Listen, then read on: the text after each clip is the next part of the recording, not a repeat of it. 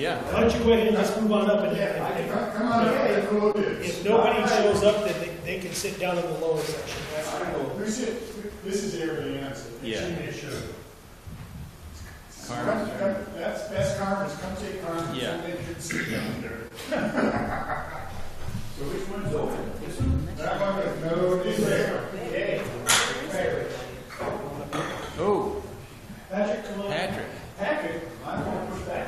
We'll move you into the center as well, Patrick. Kind of closing ranks. Now we're having the yell so loud in the microphone.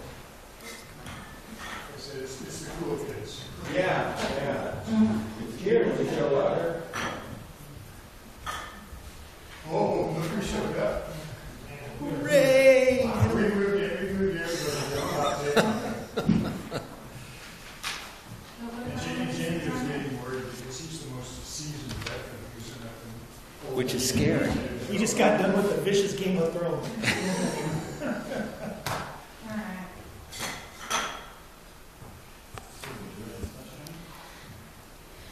Good afternoon and welcome to the April 2nd City of Coos Bay work session for the Parks Commission. We will start out with a roll call, and do we have anyone online? No? We'll start. Go ahead. Patrick Bringardner. Rex Miller. Ariane Lyons. Kurt Benward. Jamie Faraday. Greg Hamblett. Christina Teixeira. Christine Sylvester. All right, thank you so much. Public comment? Did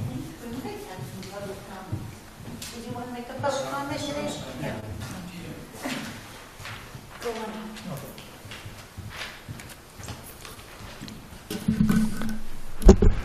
Good afternoon. My name's Larry Becker. I live at 651 North Morrison Street, over off of the between Lakeshare and Newmark. The reason I'm here today and the reason I came in, I had worked with Coco Sutton and Mike Hoyt to make the trail sign router the trail signs for around John Toppett's Lake. We've got 11 signs yet to do. We had some health issues, both for they did and I did, and that slowed the processes down. But I walk the trail almost every day. My wife and I do, and one of the things I noted is that when the trail signs were put together, there was a color coding system done for blue being the outer trail, red being an inner trail, and yellow being a crossover trails that link the two together. As the signs have been installed or the posts have been installed, the installation places haven't matched the color coding. For example, if you walk in off of Crocker Street and you walk to the right, you will come to signpost 10, and signpost 10, if you look at it, shows the red trail being the outer trail and the blue trail being the inner trail. And the reason that is because it was coded as if the sign was going to be one you faced as you walked toward it, and it was put the opposite direction. The signing at John Toppett's apparently was done in a counterclockwise direction in terms of how the trail was numbered.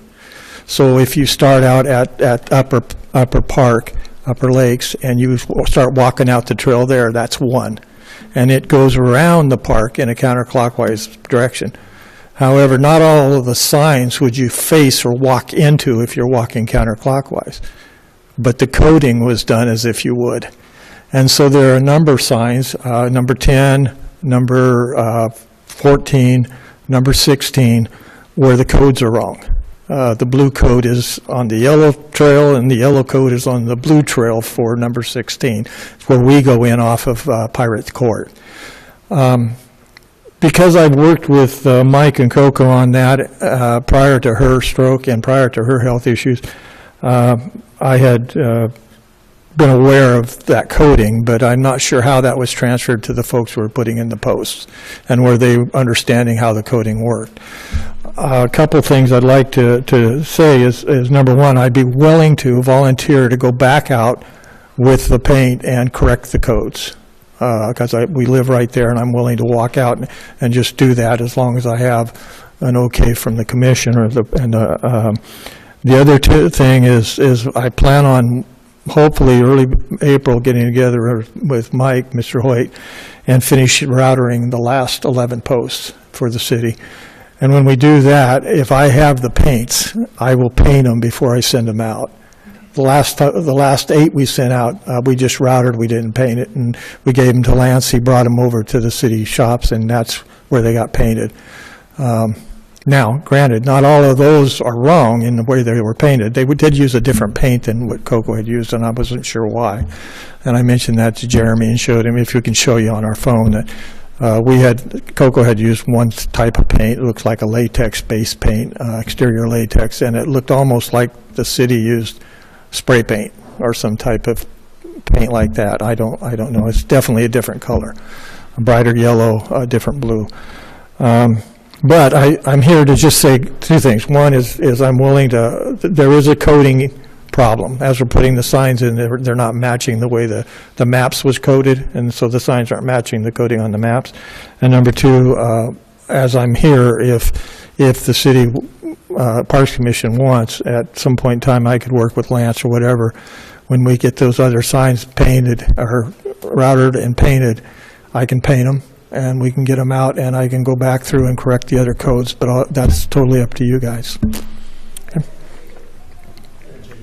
I did see the photos that Larry brought, and it's clear that the ones that were hand-painted were much clearer.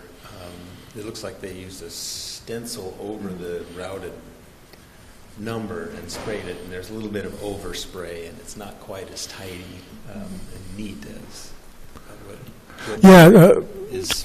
Coco, evidently, when we routed the signs and we were doing that, from past experience in my career, I said if you would take the cut end of the boards and if you spray them with shellac, it seals the wood grain. Okay, and then you can put a latex paint over that, and it'll stick over a shellac like that. And it keeps the paint from running down the wood grains. The shellac just slows that or reduces the amount of that happening. I'm not sure that Mike and Coco did that either, but they did, like the top of the post where it's angled, they painted that brown, and then they painted the number. The ones that were done, the last 8 that were done, they didn't paint the top of the post at all. They just left it the raw wood and just sprayed the number, and then they sprayed the symbols on them. So you can see that easily if you go in at, like I said, you go in at Pirates Court and you just walk in and see number 16 there. You can kind of see what I'm talking about. Or if you go in at Crocker and you walk down to where the trail comes in around the lake, and you'll see number 10 there, and you'll see where the codes are backwards. If you'd like to, you can also see them on my phone, but that's just want to correct it because I want it to match the maps that we provide folks if they're going to hike those trails. How difficult is it for you to go out and repaint those ones that are wrong now? Is it very difficult? No, it's a matter, like I said, Barb and I walk the park almost every day. So it's just a little ways from Morrison. Where we live on Morrison is where the new development's going in called Park Place, I think. We're the 2 houses on that area that were there before they did the new development. We're one of the 2 houses. So it's just around the corner for us to walk into the park. And I've got a small wagon I can put all the supplies in and just do it. It's not a big deal. Also, I used to live on Crocker, and so I'm pretty familiar with access there or access off the Seagate. So, for the new signs that have to be made and put in, is it better for them to get placed and then painted, or painted beforehand? Yeah, that was a question I had too, because without knowing exactly where they're going to place them, I would have thought that possibly they were going to place them where the old signs were, because most of them are replacing old signs. And they may have.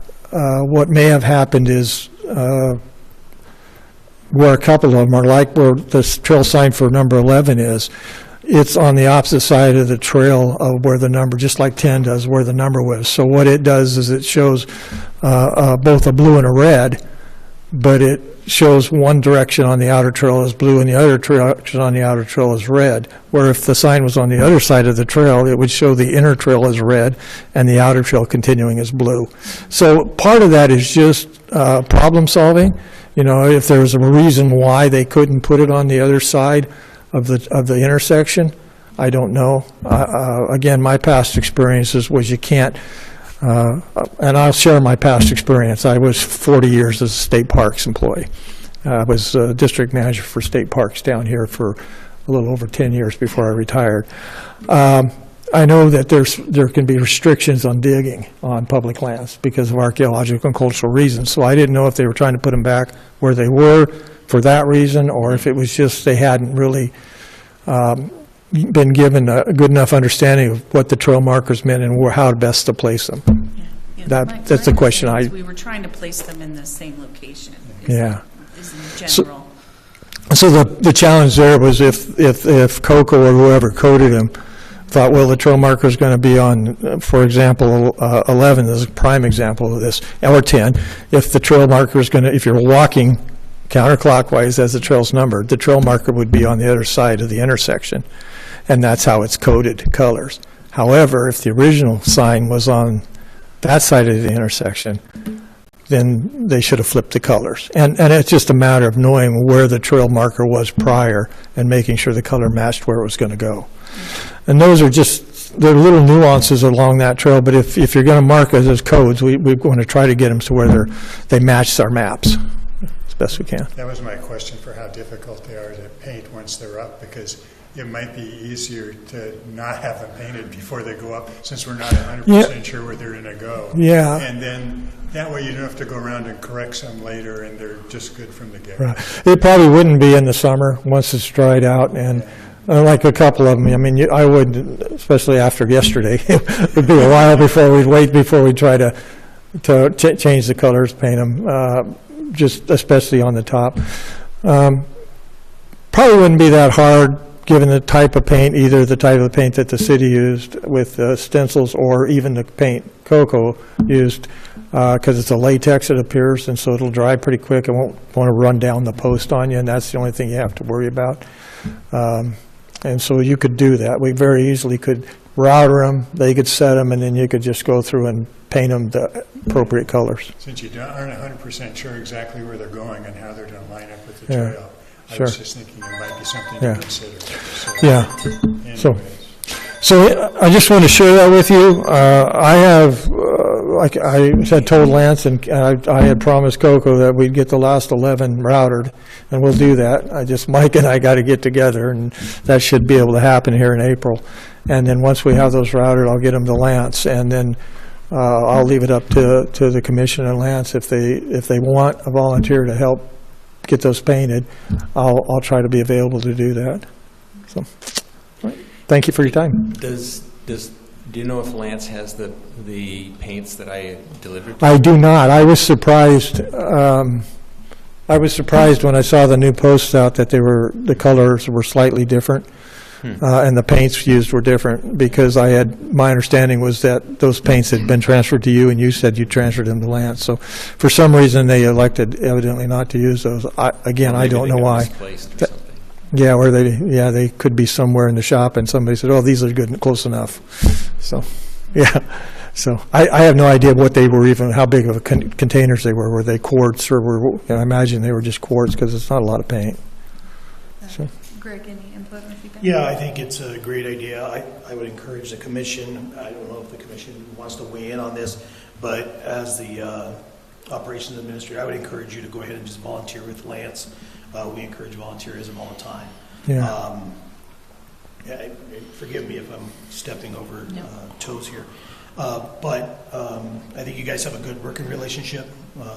I've met him once, and that was when we transferred some. But okay. I don't have a problem with it. No, I've got contact with him with my phone, and he's, when I got hold of him last time to come get the other posts, they were really responsive to that. Yeah, and I know he's excited to get these all done. I know he's just waiting up on you guys, and so I know he's excited to get this project done.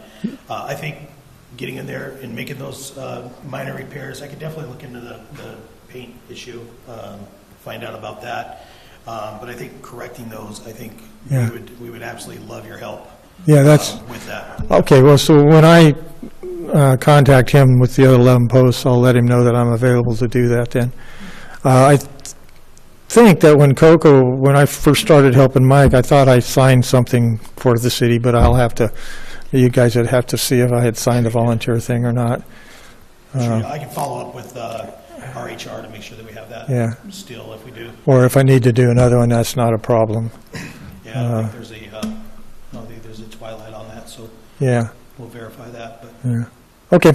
I'll try to, like I said, when Mike gets available in April, he's got the router and the templates. That's basic. I don't have a plunge router, and he's got the templates, and so between the two of us, we can get the 11 of them routed out in 2 or 3 hours, and then I'll just get a hold of Lance, let him know they're ready. I like to get them out of my shop. So they're dry. They're in the shop because we want to keep them dry. So, all righty, thank you. Thank you so much. thank you, Larry. Thank you, Larry. And then for the record, if we need it, it sounds like we have a consensus from the Parks Commission that we would like to move forward with Yeah, we volunteer can't make repair. decisions. We can't, we can make a consensus. Oh, though. that's the same thing. No. But I was just going to say, I honestly think that's not any kind of policy or anything, a direction. I think that's basically staff. I think that could be. And if staff decides that that's what they want to have a volunteer come and help them, that's within their purview. I think so. Right, we're moving down to work session 3A, alternative funding sources. I do appreciate that you didn't give me a tablet to push off the table today, so. We've been paying attention a lot. We've watched plenty of videos getting ready for today's meeting.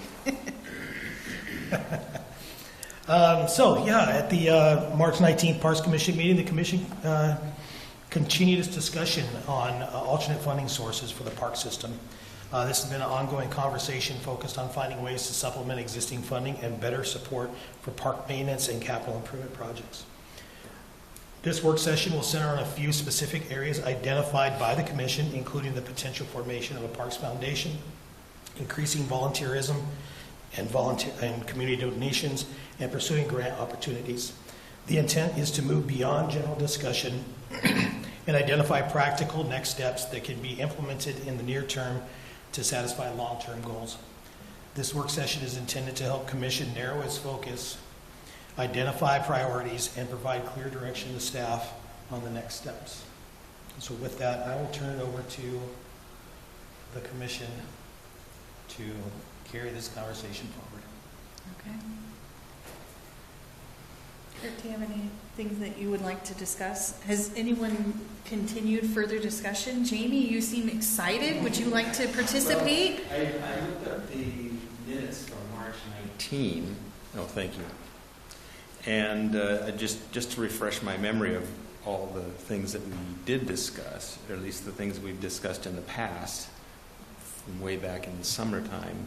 And we have tax revenue, grants, volunteer support, prepared food and beverage tax, public-private partnerships, 1% of the gas tax, creation of Parks Foundation, and implementation of development fees associated with permits. So those are sort of the bullet list of the items. So those were all topics that have been discussed over the course of, like, say, the last year to year and a quarter of conversation we've had regarding alternate funding sources. I think one of the comments that were made during the 19th Parks Commission meeting, although any action by the Commission will end up going somewhat to council, but I think the desire was to have a lower level of council involvement. A lot of the items that were in that March 19th staff report, well, some of the items that were in that March 19th staff report will require a pretty huge lift by council and staff. The items that I described here today in this staff report are pretty low-level staff involvement and low-level council involvement, which was one of the comments that was made during the March 19th Parks Commission meeting, was to have low-level council and low-level staff involvement. We could definitely talk about some of the other items that were on that March 19th Parks Commission meeting and those alternative funding sources. But again, I think the desire at the 19th Commission meeting was to have low-level staff, low-level commission or council involvement. Those other items will include high-level council, high-level staff involvement. Yeah, I think for me personally, I'd like to see movement forward with the foundation because I think some of those things could fall under it. So under the foundation, not only could they fundraise, but they could also partner with restaurants that want to implement their own food and beverage individual tax. You know, a certain number of dollars per meal goes towards the parks. I also was thinking quite a bit about the parking and charging for parking, but I was thinking last time after we left the meeting, what if we did it in reverse? What if through the foundation, as one of the perk of being an annual member is you get a parking pass and there's 1 or 2 spots at each park that is just for parking pass members only. So that could be a way that's only taking a spot or 2. It's not taking necessarily parking away and making people pay for parking, but it's a perk of participating and donating to the foundation each year. You get a pass that you can participate in. It may or may not always be available, but that's a perk of being a member. So that's if we do decide to go with the parking fee. No, that's if we do the foundation. What we could do at each of our parks is take 1 or 2 parking stalls and then label it for parking pass members only. Okay. And it's reserved for them. And they may or may not be available. And it could just be a way as a perk to get people to, like when you participate with the members, friends of the library, you pay a small amount, you get to go an hour early to the book sale. You get to, if that parking spot's available, you get to take it. It's a closer parking or something like that. Music on the bay. Yeah. Yeah. So it just is one of those perks that doesn't really cost us anything, but could add or encourage people to participate in membership. It also creates awareness about the foundation at each park so that people are like, what is the foundation? What is this parking spot? Let me look into it. I should contribute to the park. And I'm also wondering about the foundation when I look at the other option here, which is more volunteerism, but we don't have anybody. I mean, the city used to have, the parks used to have apparently a volunteer coordinator, which is a need. I wonder if that could be part of the foundation as well, a volunteer director of sorts, even though they might be volunteer themselves. Right. I think both those ideas are worth consideration. I may want to use the parking thing for somebody who makes a big donation. Yeah. Something. The one difficulty with the volunteer coordinator issue is that really starts to get into, what are you having the volunteers do? Are you having them work in the park? And if we're talking about volunteers that work in the park, then that really gets, I think, in the city's realm and city staff's realm. And there's a procedure already for volunteers and signing up. I would hesitate to have the foundation doing work in the parks. You had mentioned the Friends of the Library, for example, which is different than the Library Foundation. But the Friends of the Library, they're all volunteer. I belong to it. I move books when they have book sales, but we don't do library business. I'm not shelving books. I'm not, checking out books. I'm not doing any of that sort of stuff. I'm doing Friends of the Library business, which is just selling books on that book sale day. So I'm not saying it couldn't be possible, but I think you start getting into the interface between where does city staff get involved in directing volunteers to work in the parks versus a nonprofit. So. Well, and sorry, Amy, but I think it could be the foundation could do some of the lifting for like the Adopt a Park. Oh, yeah. Some of the paperwork, some of the collecting the releases from volunteers, those kind of things, and then turning that into the city so that it's reducing staff time for some of that, but not being the final sign off. Yeah, I think that I thought from the beginning the foundation was a good idea for the park. There's some issues. We can talk about what I think some of the issues are. But I honestly think at some point, the Adopt a Park is kind of like doing the things that a foundation might do, but they're not a nonprofit. Yeah. So they have some difficulty there as far as directly accepting money as opposed to giving it to the city and stuff. And if the foundation really takes off, I can see where the adoptive parks would be folded into it, at some point. So that's a real viable thing. Okay, so my concerns about, I think foundation's a great idea. My concerns are, it doesn't mean that the foundation would be totally separate from the Parks Commission. We would have no control over it, and nor should we. Also, we don't need the City Council's permission. We're forming our own 501c3, and whatever we want to do with that money, what that 501c3 could do, it doesn't need to be approved by the city. The Coos Bay Public Libraries Foundation was not approved by the city.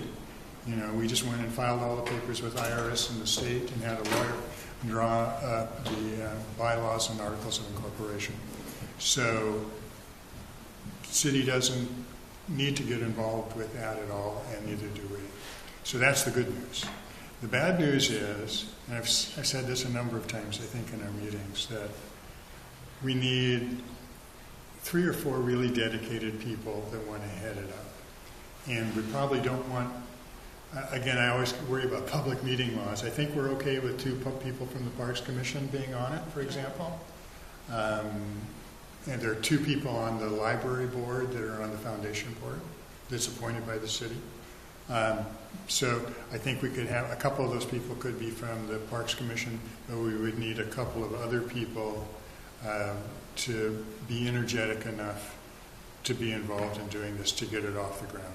So if that core nucleus is really important, and we need people need to make firm commitments to do that and get it going. So first task, I think, is finding 4 or so people that want to do that. And that would be president, vice president, secretary, and treasurer. And of course, the treasurer is, even though the president's a nice title, the treasurer is probably the most important position. Those are the most difficult to fill. And probably the most difficult to fill. The Public Library Foundation right now is fortunate we have a retired CPA. So we need to find those 4 people. That's the number one thing to get it going. The one difficulty I see with the foundation gathering a lot of steam is that, for example, the library, I hate to keep using them, but they have a constituency that's pretty easy to contact.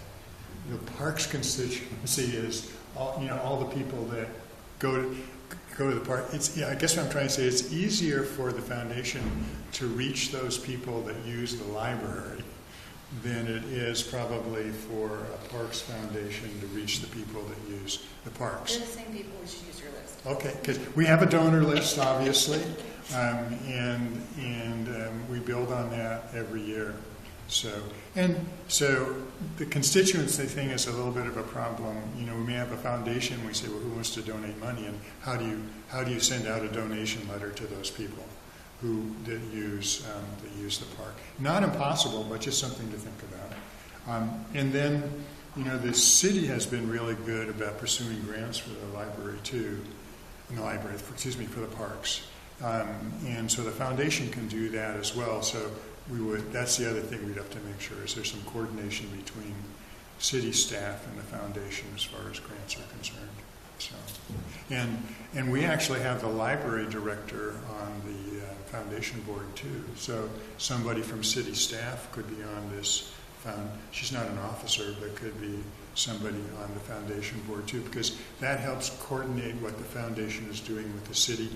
So the city staff is always in the know of what the foundation is doing, which I think is a good idea. So those are my 2 cents worth. So find the 4 people. Surprisingly, I don't think it's that hard to write the articles of incorporation and the bylaws. You just copy somebody else's. And then you need some seed money to file all the papers that you need to file with the state incorporation and IRS. And you need a post office box, probably. Suggestions on how we go about finding these 4 people? Yeah, I don't know. Maybe some people around the table have a good idea about who wants to do that. Carmen's not here today. I know when we talked about this before, he said he would kind of head up that foundation pursuit. And he's so busy, and I get it. Everybody's busy. So I don't know if it would be worth approaching him again or not. And I'm talking about the core people just to get it going, to brainstorm, get the stuff written. And when it's written, it's going to be in there about how many board of directors you have. And so you're going to need more board of directors than just the officers. So we need that concept put out to the public to say the City Parks Commission is looking for foundation support. What sort of direction do we, at what level of direction do we have at that point, saying what are the parameters here, so that they understand, oh, well, I could do that. I mean, we're tabling at the Mayfly Festival, another work session away from here. Maybe we could come up with something just to ask, make that ask, to get people signing up to say, yeah, I could discuss this at least.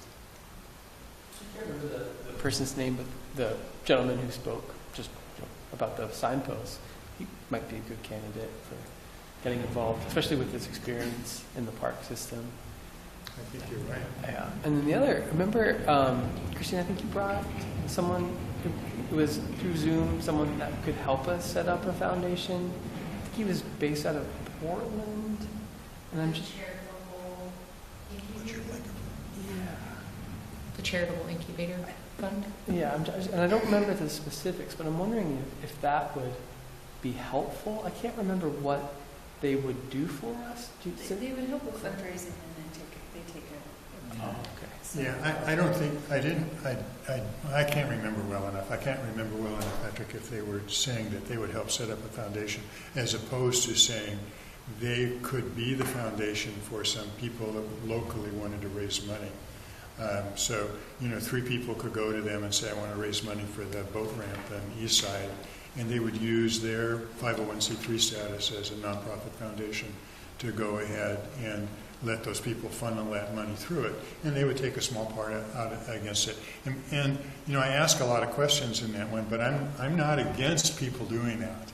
I still think that's if this foundation thing that we're talking about never flies, I don't see any reason why, if 3 interested people in the public say, I want to do something with the community building, to direct them to that group and let them do it, right?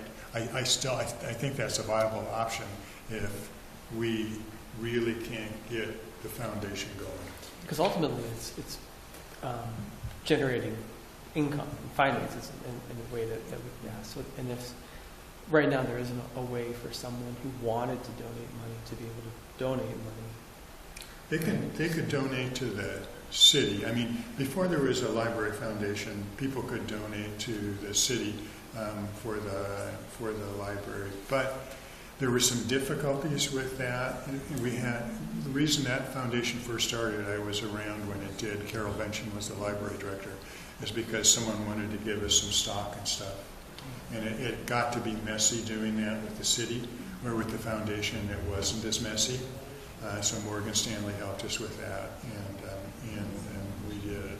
And then, of course, the people can donate, but the city can't do fundraising per se. yeah, they can't solicit fundraising. And I'll be honest with you, if at 3-4 years from now, if we had a parks donor list of some people that we knew were really interested in the Coos Bay Parks and supporting them, I will tell you, if you send them out an annual letter and you tell them, we got a project going here at blah, blah, blah, and we're raising money this year for that project, whether it's kids equipment or roof for the community building or whatever, people really respond to that kind of stuff because they know that's exactly where it's going. And there's no overhead expenses with not very minimal overhead expenses with the foundation. All the officers and directors are volunteers, or should be. There's no paid staff in the library. And there is a little bit of a trust issue with some people wanting to leave money to the city versus leaving it to a foundation. So they feel that it's going to that cause that they're leaving that money to. So there is that piece there. There's also endowments. which is a large way, like I sit on the Rotary Coos Foundation, and that's how we get a good chunk of our funding is through endowments. So, and the other advantage of the foundation is that we're not bound by the same rules as the city. Yeah. So, for example, at the library right now, we're thinking about doing some remodeling in the staff area with some new furniture and stuff. We hire Joe Slack to go ahead and do it. We don't have to go out for bids. Yeah. Because we're not the government. Yeah. So we can say, hey, you know, Joe's done some other things for the library before and has done a really good job. We feel comfortable with him doing it. So we just ask Joe to give it, and we give the library director $100,000 to do it. And a good example of that is, the Coos Bay Northland Rotary Club and the Rotary Coos Foundation is doing the Airport Heights project, the park. We're rehabbing the park over there. Because the land is owned by the airport, if the airport did that process, they'd have to go out for RFQs, they'd have to do all these steps, they'd have to pay a per diem, they wouldn't have the options of choice. But because we as the foundation and the club are moving forward with the project, we get to run that project because we have a memorandum of understanding. So it gives us some more opportunities. It also gives us the ability to take a lot more in-kind donations that you can't necessarily do if you're a municipality. So one thing Christina was just go ahead, Christina. I'm not sure if you guys recall Tristan from the Skate Park Yes. Association. I did look up that association. He offered to give it to the Parks Commission. I think that there is enough money remaining in there that you guys could create it as well. Oh, okay. Oh, that's great. Yeah, I think he talked about that at one of Yeah. the alternate funding source meetings that we had. And it's similar priorities, so I think it would be feasible to change it into a park association. So I think, and I'm not a foundation guru by any means, and you know, we've had this conversation, but I think kind of getting somebody to champion this effort. I know Carmen has talked about it before in the past. I'm not sure where he's at on it, but maybe somebody reaching out to Carmen and saying, hey, where are you at with this? But having a champion to kind of move this forward, I think that would be a great next step. And seeing where we're at with Carmen to see what is the next step. What have you done? You know, what are you at in the process? What kind of help can we offer? We collectively. We, the royal we. We. Yeah. But I think that would be a good next step for that, if that's something that the Park Commission wanted to pursue. I think, if we can find 3 or 4 people that want to sit down and have coffee or a beer at Seven Devils and talk about what to do and brainstorm about people that might be interested in being on the board, and then start contacting them and the ball rolling for writing up the articles of incorporation. That's what's needed. I think Carmen would be good. I think a certain lady from the Pioneer Cemetery thing always bugs me about. She wishes we had a foundation because it works better for them to get some money. And you know, that's not to say when you write the foundation, you can write what it's going to do. So the one little caveat is you have to make sure that you meet the standards for a 501c3. Yeah. So you know, for the Library Foundation, it's easy because we can do the educational part and some other stuff. But I don't think that's insurmountable. And I think it's behooves of us is because there is some park space that we use as park space, and there's also some public space that kind of gets lumped into us. It's not necessarily park. Mm-hmm. So it would be nice to have the foundation be open-ended enough that is park and public city space. Mm-hmm. So that can also factor in some of our streetscape, creating volunteers to do some other projects that are enhancing our community that are related to parks, like some walking and biking trails and things like that. Since there is such a large purview of what we do cover that's not necessarily classified as a park.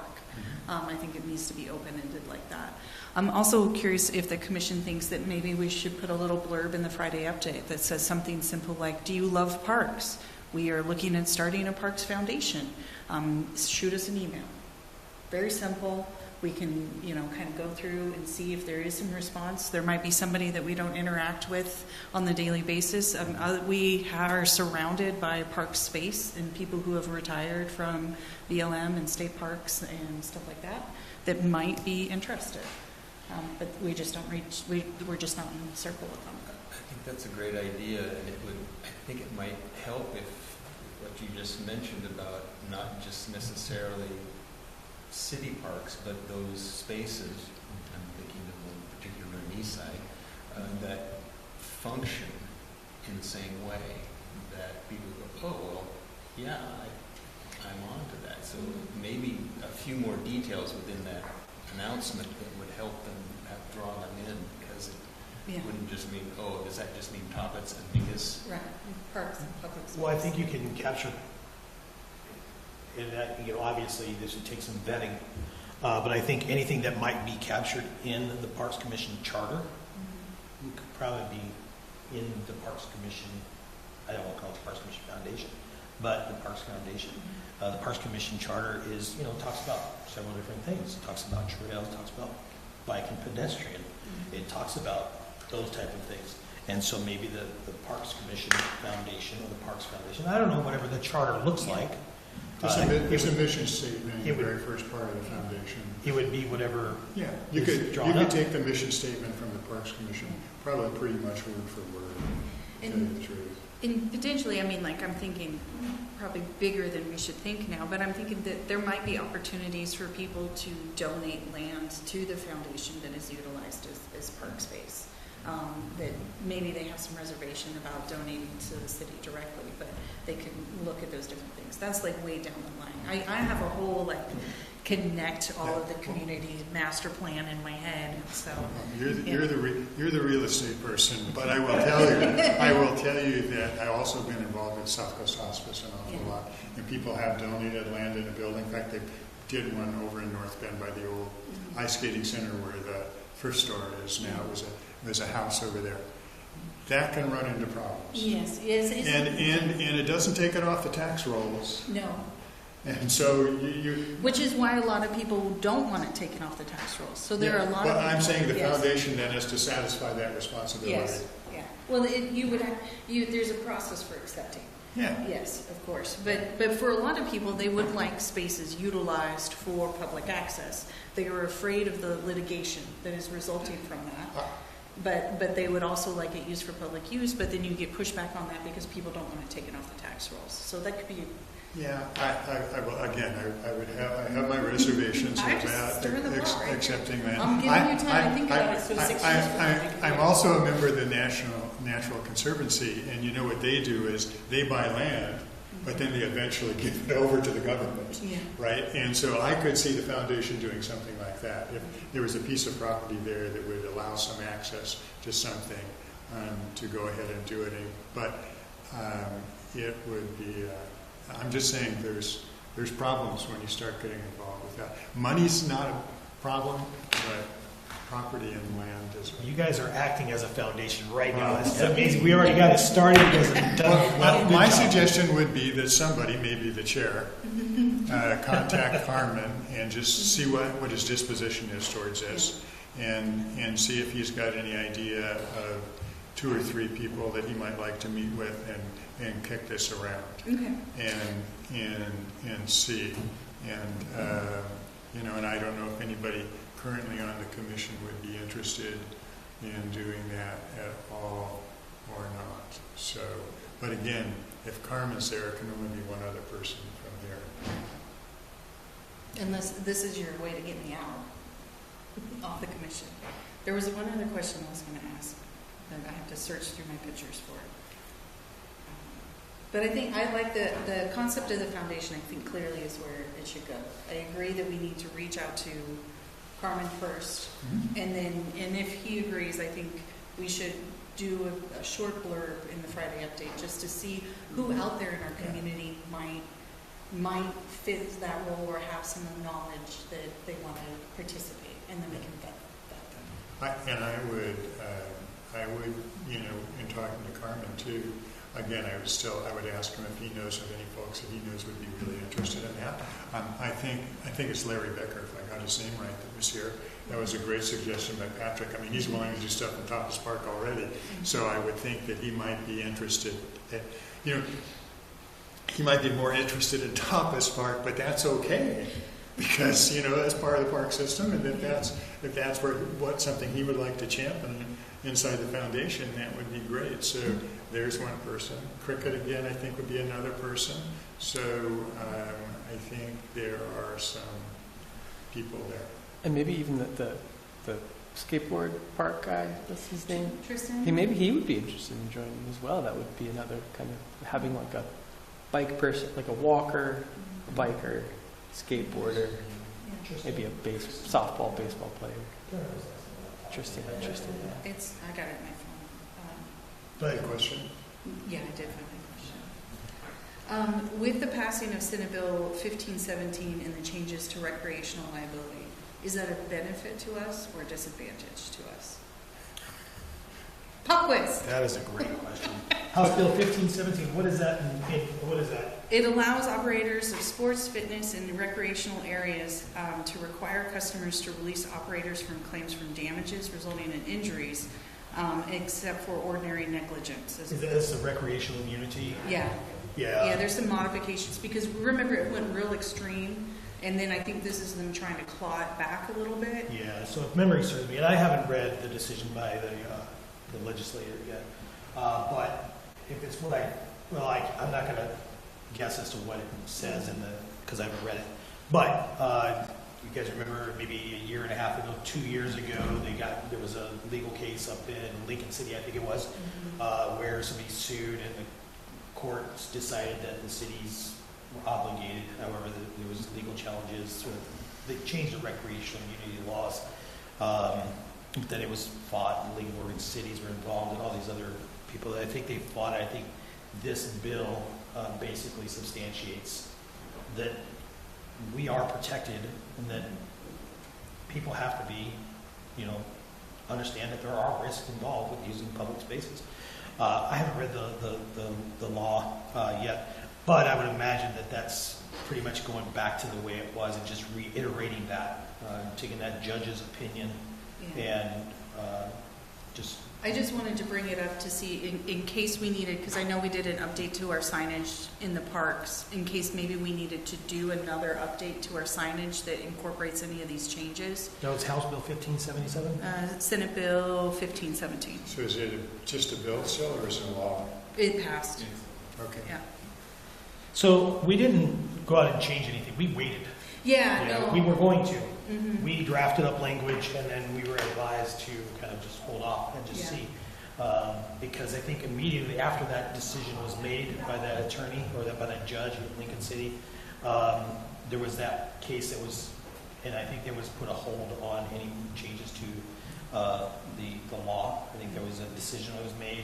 The judge ruled that, all cities, and I think there was a stay that was put on that, changing that rule at that time. So we got ready to implement it just in case that it was upheld by the appellate court, but I think it was denied. Yeah. And so we didn't actually make any changes to any of our signs, but we were ready. Yeah. Fortunately, we didn't have to. So, but I'll look at the SB 1517 to see if there's any. In particular, my thought is as we look at the boardwalk and dock space and things like that, areas that have probably higher levels of potential accidents, what any changes this might make to some of the signage and things we need down there. So, it brings up an interesting question is the kayak kiosk down there, are they the people that are responsible for liability if the kayak sinks? They carry liability insurance. I think that was a they requirement. They do have liability insurance. I hadn't given up either, by the way, Ariana, about your food truck idea. Yeah, I like that too. Yeah, because, I started thinking more about that. When we do the music in the bay, there's a food truck down there next to the swimming pool. It's dispensing food. And if they could do it then, why can't you do it other times? Why can't you do it when there's a swim meet at the pool? Why can't you put one down at the baseball field when they're having softball games in the summer and someone wants something. So I know there's some problems with it, but I still think that it's something to at least think about. So associated with those special events, they can. I think what Ariana's talking about is, just allowing it, but they wouldn't be associated with special events. So right now, if you were to hold a special event, then the food vendor can be associated with that special event. I don't think in our park rules we allow for it, like as a standalone. We went round and round about 12 years ago on it because they were going to put 2 food trucks in the pedway, and nobody could come to an agreement, and then there was an outcry from a few of the restaurants downtown. This was when food trucks first kind of came on the scene, and they were like, they're going to take all of our stuff, and here's all, and we were like, here's these studies that show the more food locations you have in an area, statistically, the better everyone does. And so there was a real pushback then. But now that they're a lot more common, I think it's a great idea. I think that there's some opportunities. I think it's a fantastic idea. I just think that it might require a change in our park rules, which again, I think is a pretty easy change. But I think right now what we're seeing is those food trucks and those things are associated with the special event. That's why they're there. But I think what Ariana's talking about is just a general overall, have them there. Yeah, I think it's a great idea. Especially for the baseball nights. Yeah. I mean, it would take up some parking spots, but so be it. I think everyone would really enjoy it. I do too. Yeah, and my thought is as we go in and revitalize different areas of the park, there might be opportunities, like on the boardwalk as we revitalize some of those areas. Maybe there is ways to do it, or there's ways to put in a spot for those mobile bathrooms for 4th of July instead of, always doing, cramming stuff in there. So I think that that's just something to think of as we're looking at changes that we're making in each of our park areas. Would it be beneficial to create spots that can be leased out periodically to bring some revenue in? And if Carmen were here, he'd re-mention the place that Yes. was turned into a storage for decorations. Yes. Yeah, in Mingus. Yeah, and I think there's less worry about competition with businesses if it's the things that are located in the parks like Tapas or Mingus, to tell you the truth. And I don't know what the definition of special events is. So I'm assuming that the regular softball games down there would not be a special event. But would the Mayflower Festival be one? Would the 4th of July firecracker run and stuff be one? Yes. It's a process for a special event permit that you apply for. Okay. And then that's what designated. So is the music on the Bay a special event? Yes. So My wedding is a special event. oh, without a doubt. My Yeah, birthday. Shakespeare in the Park is a special event. Yeah. We all gather and toast that. I wore a tiara on Saturday. It was a special event. So, so anyway, so we could have a food truck. So is the big swim meet a special event? Yes. So I mean, there's a lot of opportunities already where if somebody knew about it, I think, the ball diamond is a different story since it's not a special event. But That's correct. there are times when I think people would want to do that, and we probably would. I mean, the staff would want to think through it as far as I don't know what's required of them when they have a food truck like at the music on the bay now. My concern would be, are they required to have a dipsy dumpster and they're required for getting rid of that garbage, for example? It depends. I mean, we're not the only municipality that does that. Yeah. A lot of the different parks around the state have designated pads, and the food truck rents that pad, like every Wednesday, or they rent it for 3 months of the year, things like that. So. And the garbage that I see at Mingus in the parks, they're like little snack potato bags. It's not necessarily like plates and coffee cups. So I think the things that are getting littered are things that people are kind of bringing in and maybe would litter those types of things anyway. But at least for the music on the bay, I don't see a lot of trash after those events. No, they're required to police after themselves and those type of things, and so. And patrons, more of the patrons. So just because the patrons are eating out of all this disposable kind of single-use items, they're not just tossing it; they're throwing it away. And so the park looks good even after a busy night. So I think It is worrisome that all that plastic would end up in the, in the pond. But I don't think that would happen. I think people are generally responsible. I think that most of our special event organizers and our users of those special events are very cognizant of what that special event is for. And I think that attracts, some people that might not typically go to the park on a daily basis. They're there specifically for that event, and they understand what the rules are of that special event. I think the event coordinator is very explicit. We are very explicit with them what the requirements are. And so I think they're very cognizant of those rules. And so they want to come back again next year. And so they want to follow the rules.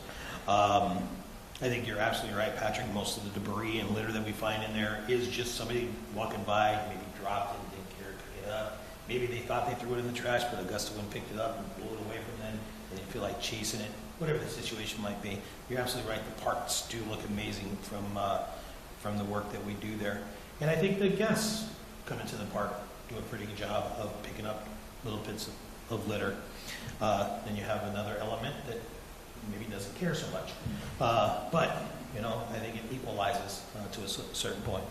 But as far as the special events go, yeah, there are certain requirements. We do have lay it all out, saying, hey, you got to do A, B, C, D, E, F, and G. And 9.9 times out of 10, it's A through G that it's done. So, yeah. I think a coffee food truck, just seeing how busy Dutch Brothers is. So if there could be a coffee food truck in Mingus Park, I think that would be wildly popular. And that could be there just in the mornings. And I think you're onto something. Yeah, there's been one outside the wrestling tournaments, and it's wildly popular. The trick would be to make sure that they parked in the park, and so we could they would pay us, right? Yes. And not just have them park somewhere on the street. Like once they realized there was money to be made, and then they canceled our contract and just parked somewhere. Well, there's different rules about whether if you're parked in the street, if you're going to be doing commercial business, parking commercial vehicles street side, because of the risk of having someone approach the vehicle and possibly getting hit. So there's different rules. You can't just operate anywhere. Okay. Well, it's something I still think it's something to explore. Totally off the subject. I just want to say that not when we had the downpour the other day, but there were a couple of days there where we had really nice weather. And I drove off Ocean Boulevard probably to go out to Swak or something, and I cannot believe the number of people that I see. I shouldn't say it that way. There were a number of people that were riding on the bike lanes on Ocean Boulevard, which made me smile, and it made me thankful that the city and staff was able to increase the bike lane a little bit farther down that road when it got repaved, because I think it helps those people. And the one sad experience that I had on Ocean Boulevard going out there, that stretch where it goes from 2 at the center lane to 4. I saw somebody riding there, and of course they're riding over as far as they can in the right-hand